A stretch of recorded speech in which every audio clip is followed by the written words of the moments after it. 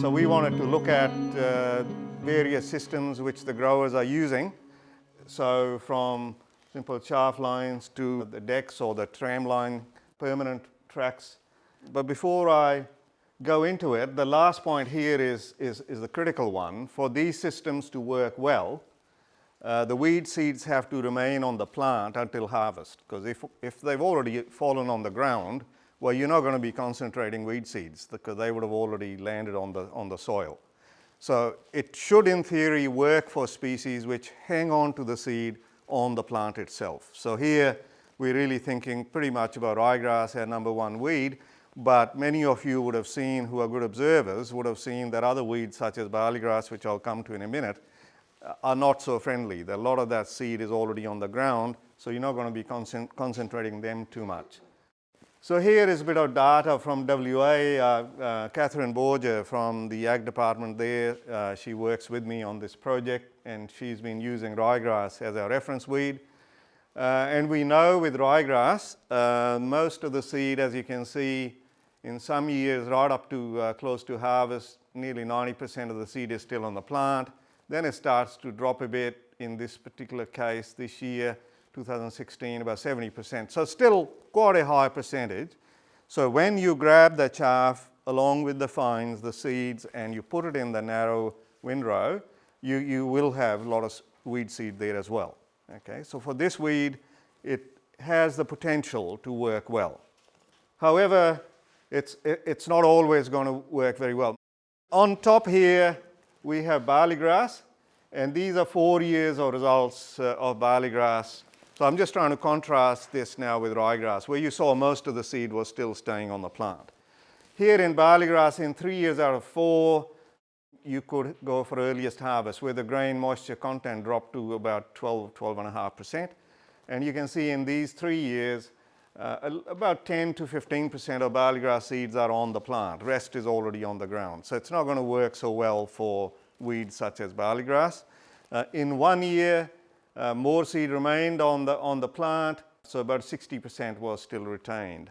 But you can see in 3 years out of 4, only about 10 to 20% was on the panicles. The rest had already shed. So when you come and put all your stubble, your whatever is going through your header, different fractions, you put them into the narrow windrow, that will not contain a lot of barley grass seed. It's going to be more just the trash. Okay? Brome grass also tends to be very erratic. It seems to really be driven by what kind of spring you're having. In some seasons, there was quite a lot of seed still on the panicles or on the plant. In another year here, 2017, only 20%. So what I'm saying is that, you know, weeds are tricky.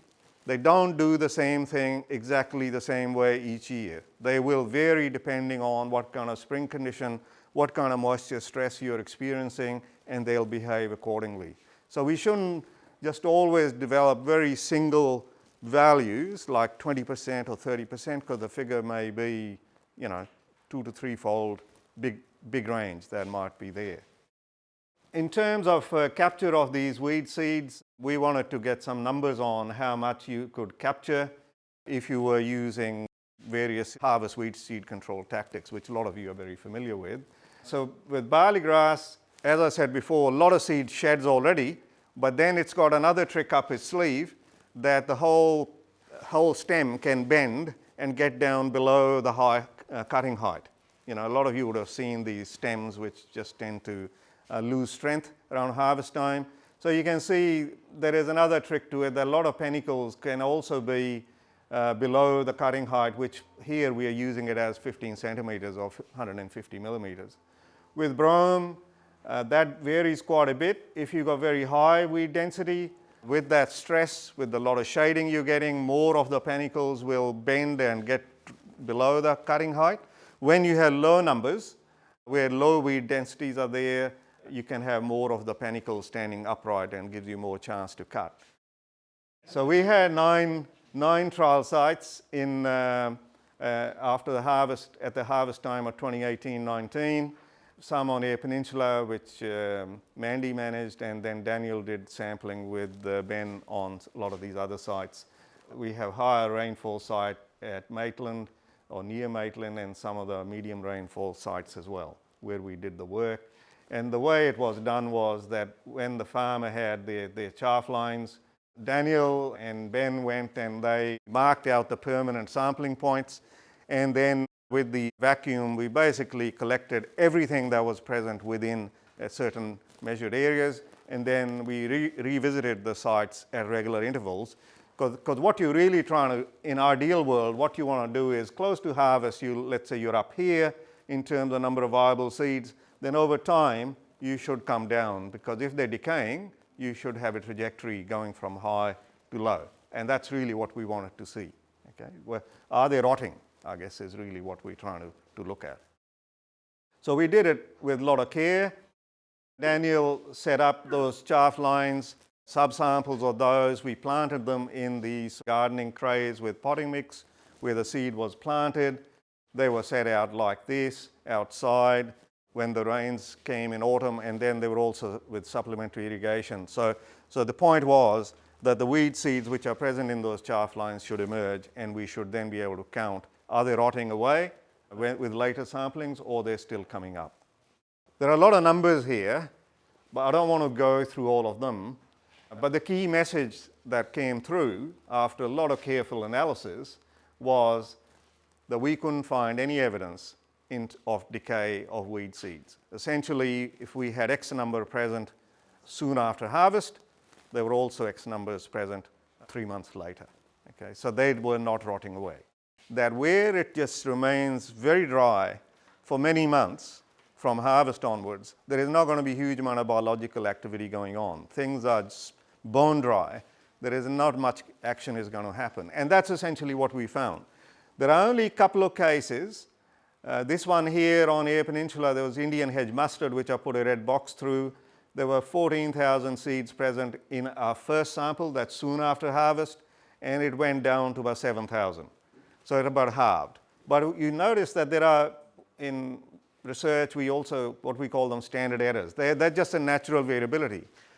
Weeds are inherently very variable, so that's part of the reason why it was also difficult to detect. But 14,000 by 7, possibly you could say 50% reduction.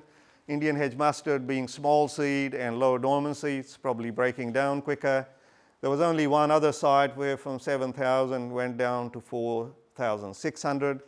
But the stats tells us that in that dry season, we were not seeing the depletion. So essentially, what we're doing is we are doing a very good job of concentrating weed seeds of ryegrass. So ryegrass seeds are being concentrated into those tram lines, but that raises a whole range of other issues on how well a farmer can then manage those weed seeds which are present, because they're going to keep coming up.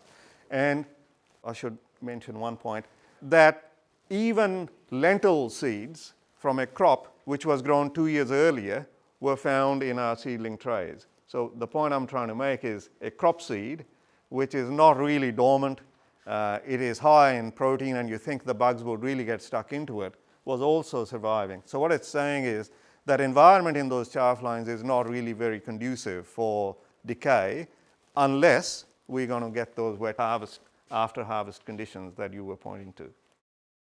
So what we had was, at most sites, just showing you 3 examples here, apart from Maitland, which had good rainfall close to harvest in November, you can see we're very close to.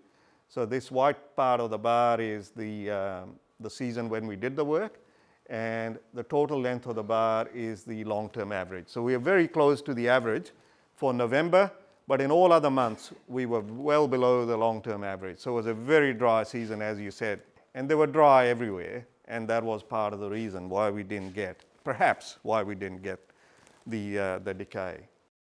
I won't go too much into the data here, but just to say the relative humidity, so we measured the environmental conditions within the chaff lines by placing these hobo data loggers, which can measure you temperature and humidity.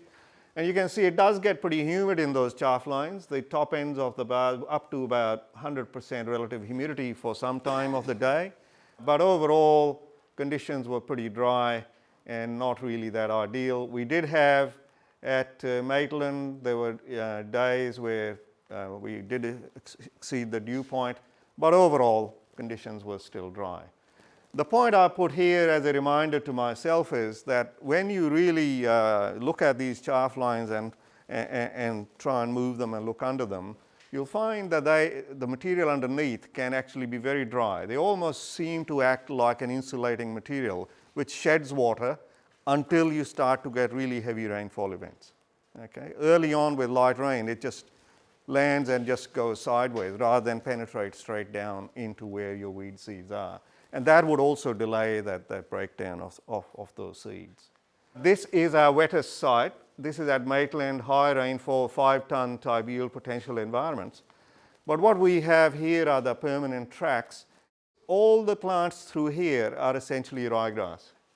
So people often say ryegrass doesn't come up in those permanent tracks. Well, it certainly does. It may not come up where all the traffic moves and it really gets compacted hard. You may get less. But right on the edges, this is actually all ryegrass, which then raises the issue on, and it's looking very healthy. So what it's also then saying is, what is the grower going to do in terms of killing that ryegrass, and also stop it from crossing with each other and producing some unusual hybrids there as well, because it raises a few other things that we should be thinking about. So we did see all of these weed species coming up within those chaff lines. So just to recap some of the main points. So pre-harvest seed dispersal is difficult to predict, especially for weeds like brome grass, where we saw a lot wider range of shedding before harvest, whereas ryegrass is fortunately a good one in that it hangs on for most of the years. But even that has few tricks in terms of the bits of the head breaking down, or where your harvest gets delayed for whatever reason. You might get some rain or breakdowns or whatever. So any paddocks you're going to put towards the end of the program will have even more shedding of ryegrass.